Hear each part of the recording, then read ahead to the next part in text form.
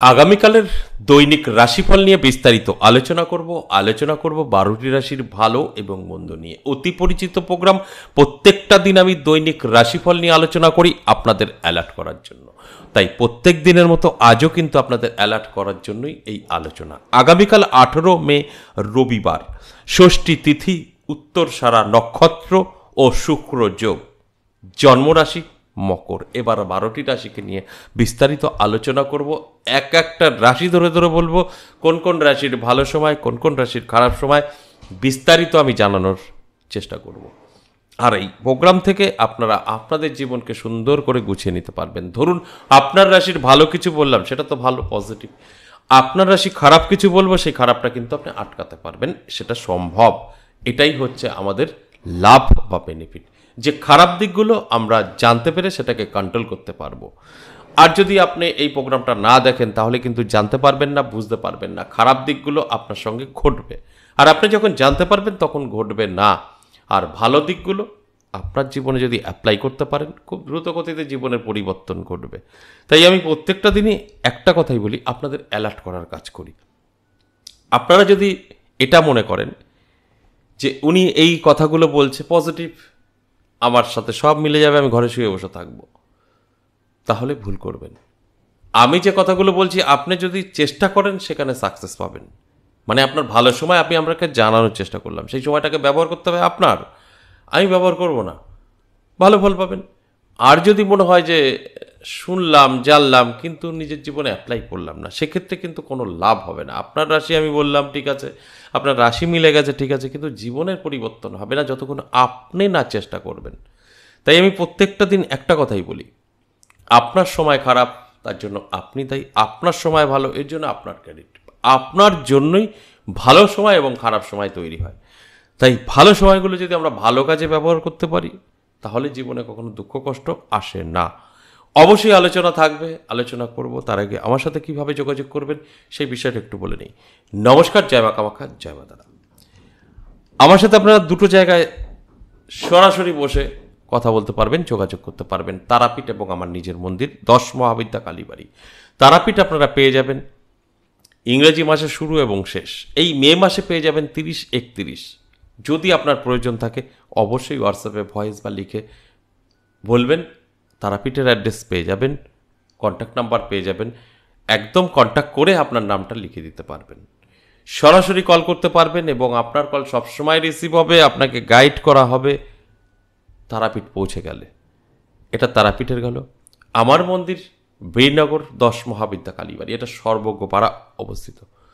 এখানেও কিন্তু আপনাকে আসতে হলে হোয়াটসঅ্যাপ ভয়েস বা লিখে বলতে হবে, তারপর এখানকার অ্যাড্রেস কন্ট্যাক্ট নাম্বার পেয়ে যাবেন। আর এই আমার মন্দিরে পাবেন সপ্তাহে 3 দিন, সোমবার, মঙ্গলবার, বুধবার। এই 3 দিন বীরনগরে যদি আপনার প্রয়োজন থাকে চলে আসতে পারেন, বেলা 11টা থেকে সন্ধ্যে 6টা। খুব সহজে পৌঁছে যাবেন। বীরনগর স্টেশনে নামলেই আপনি পৌঁছে গেলেন। স্টেশন থেকে হাঁটা পথ 5 থেকে 6 মিনিট, টোটোতে 2 থেকে 3 মিনিটে পৌঁছে যাবেন। আর বীরনগর স্টেশনে নেমে 1 নম্বর প্ল্যাটফর্ম থেকে বেরিয়ে টোটো, রিক্সা যাকে বলবেন 10 মহাবিদ্যা কালীবাড়ি বা জ্যোতিষী উত্তম কুমারের মন্দির আপনাকে নিয়ে চলে আসবে। তাহলে খুব সহজেই আপনি কিন্তু চলে আসতে পারবেন যদি আপনার প্রয়োজন থাকে। তো প্রয়োজন না থাকলে কোনো দরকার নেই। এছাড়াও আমার 10 মহাবিদ্যা কালীবাড়ি দর্শনেও আপনার অনেকের ভাগ্যের পরিবর্তন ঘটে, সেক্ষেত্রেও আপনি দর্শনও করতে আসতে পারেন, পুজো দিতে আসতে পারেন। সেক্ষেত্রে কোনো রকম চার্জেস লাগে না, শুধু আমার সাথে সাক্ষাৎ করতে একটা ফিস লাগে। মন্দির দর্শনে কোনো রকম ফিস লাগে না। মায়ের কৃপা আপনি পেতে পারেন।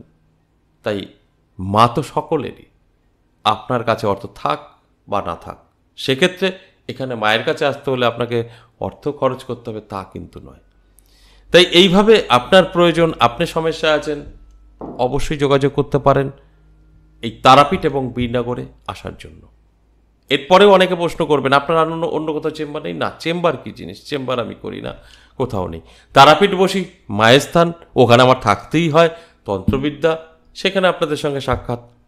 আর এটা আমার নিজের মন্দির সাধন ভজনের, তাই সেখানেও আমি থাকছি। এই দুটো জায়গায় পাবেন, চেম্বার বলে কিছু আমার নেই। এরপরে এই প্রশ্নটা করলে তাহলে আমি আগাম জানালাম যে কোনো চেম্বার নেই, প্রশ্নটা না করাই ভালো।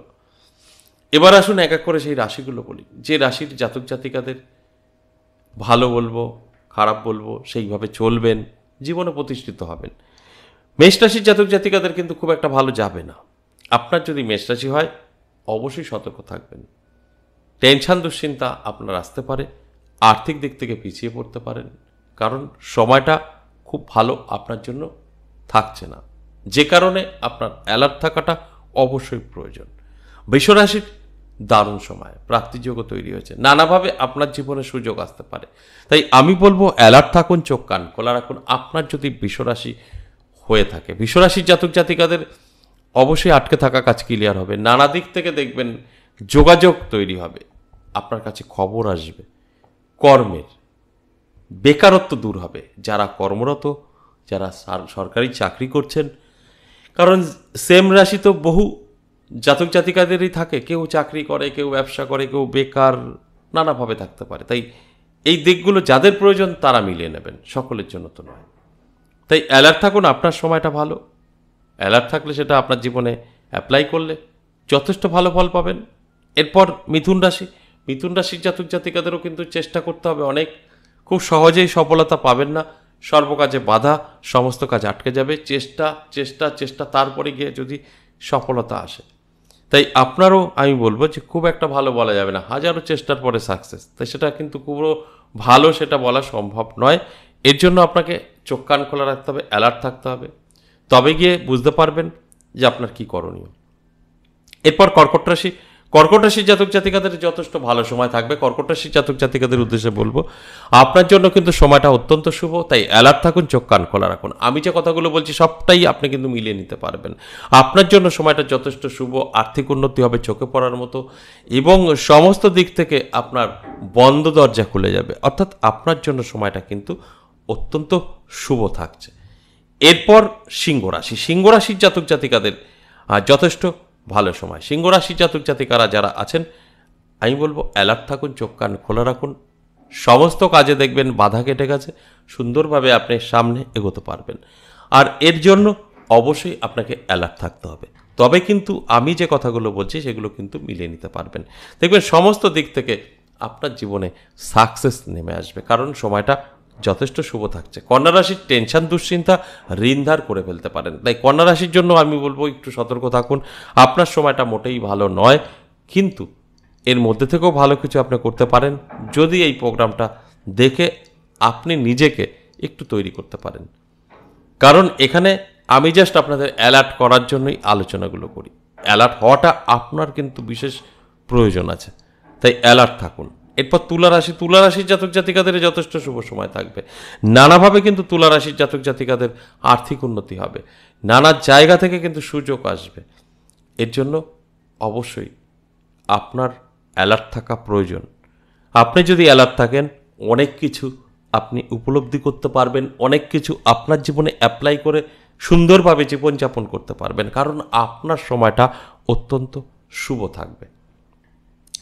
এরপর বৃশ্চিক রাশি, বৃশ্চিক রাশির জাতক জাতিকাদেরও কিন্তু দারুণ সময়। বৃশ্চিক রাশির জাতক জাতিকাদের আমি বলবো চোখ কান খোলা রাখুন, অ্যালার্ট থাকুন, নানাভাবে আপনার জীবনেও সফলতা আসবে, আর এই সফলতাটা অবশ্যই আপনার জীবনকে বদলে দেবে।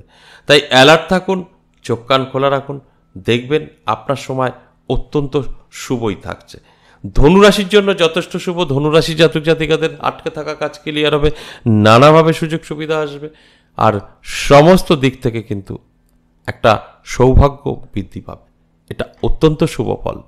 তাই আমি আপনাদের অনুরোধ করব চোখ কান খোলা রাখুন, অ্যালার্ট থাকুন। যদি মনে হয় কোথাও ভুল হচ্ছে, সেই জায়গা থেকে অবশ্যই একটু শুধরে নেওয়ার চেষ্টা করুন। এরপর মকর রাশি, মকর রাশির জাতক জাতিকাদেরও কিন্তু যথেষ্ট শুভ সময় থাকবে, পজিটিভ সময় থাকবে। অ্যালার্ট থাকুন, চোখ কান খোলা রাখুন, তাহলে কিন্তু অবশ্যই উপলব্ধি করতে পারবেন। এরপর কুম্ভ রাশি, কুম্ভ রাশির জাতক জাতিকাদেরও কিন্তু শুভ টাইম, অনেকটাই শুভ থাকবে। আপনার সবচাইতে বড় জিনিস যেটা, সেটা আপনার স্বাস্থ্য খারাপ এতদিন ছিল, স্বাস্থ্য কিন্তু ভালো হবে, অর্থাৎ আপনার শরীর স্বাস্থ্য নিয়ে যথেষ্ট ভালো সময় আসতে শুরু করেছে।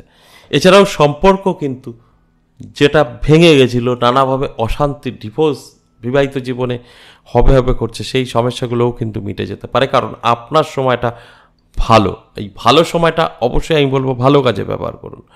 অবশ্যই ভালো কাজে ব্যবহার করলে সেই জায়গা থেকে আপনার কিন্তু বেনিফিট আসবেই আসবে। এরপর সর্বশেষ মীন রাশি। মীন রাশির জাতক জাতিকাদের সমস্তটা ঠিকঠাক মিলবে না, সেক্ষেত্রে আমি বলবো অবশ্যই 50%। এই 50% জাতক জাতিকাদের ভালো করে বুঝতে হবে যে আমার এই আলোচনাগুলো নাও মিলতে পারে, আর 50% জাতক জাতিকাদের কিন্তু সমস্ত দিক থেকে একটা উন্নতির ছোঁয়া তাদের মধ্যে আসবে। তাই আমি অনুরোধ করব, অ্যালার্ট থাকুন, চোখ কান খোলা রাখুন, পরিশ্রম করুন, চেষ্টা করুন, স্বপ্ন পূরণ আপনার হবেই হবে। এই আলোচনাগুলো সম্পূর্ণ অ্যাভারেজ এবং সর্বজনীন। এখানে কারোর ব্যক্তিগত জন্মছক বা হস্তরেখা বিচার বিশ্লেষণ করে আলোচনা করা হয়নি। তাই আপনার সাথে মিলবেই এক এক করে রাশি ধরে ধরে বলা সম্ভব না। 50% জাতক জাতিকাদের মিলবে, 50% মিলবে না, এটা আমি প্রত্যেকটা আলোচনাতেই বলে দিই। অবশ্যই বুঝতে পেরেছেন। আজ এ পর্যন্তই, আবারও আসবো নেক্সট ভিডিও নিয়ে। ততক্ষণ ভালো থাকুন, নমস্কার।